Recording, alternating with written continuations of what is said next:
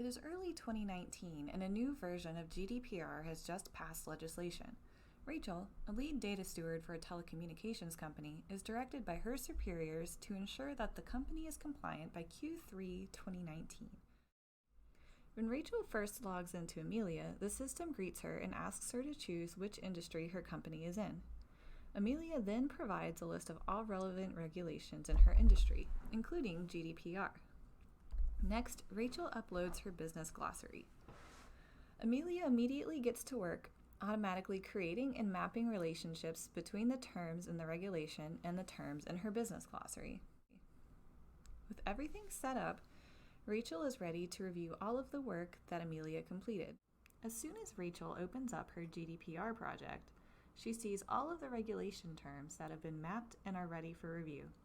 Since Amelia is very familiar with this type of regulation, Amelia was able to reduce Rachel's review workload from 100 terms to 60 terms.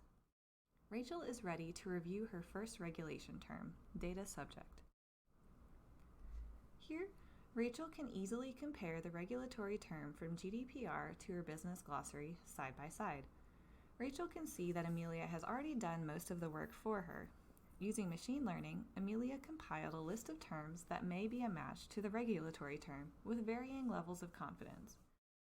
Previously, Rachel would have had to manually search different files and find each and every term. Now she just has to review Amelia's suggestions and either edit or go ahead and confirm them.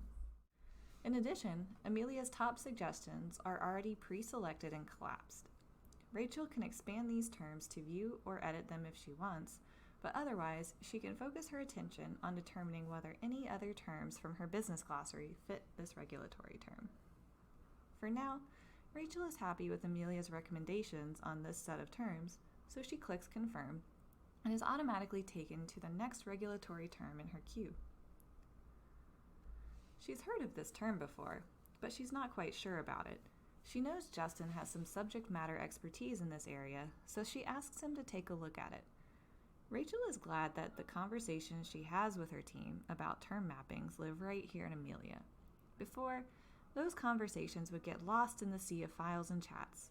She had no point of reference when she needed change or review a mapping. Within Amelia, she can easily go back and reference them in the future. When Justin gets back to her, Rachel quickly makes those changes and clicks Confirm.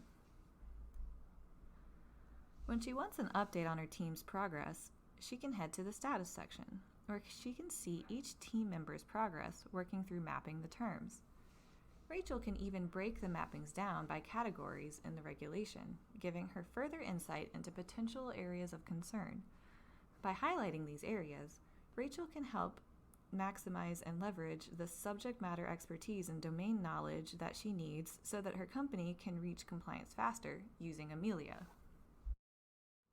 After her team has reviewed and published all of Amelia's mappings, Rachel is now able to see how GDPR v2 can impact her business.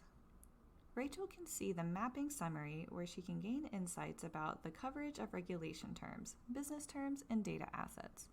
Here, she can also explore a relationship graph which visualizes the connections between regulation terms, business terms, and data assets.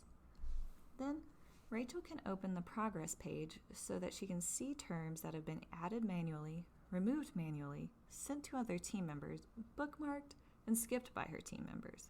This gives her an overview into how her team is working with Amelia to map the terms and assets.